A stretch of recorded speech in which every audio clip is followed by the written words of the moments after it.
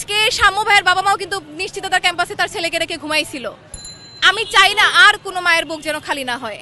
আমার দুইটা ভাই আছে ভাই, আমি চাই না আর কোনো ভাই যেন মারা না যায়।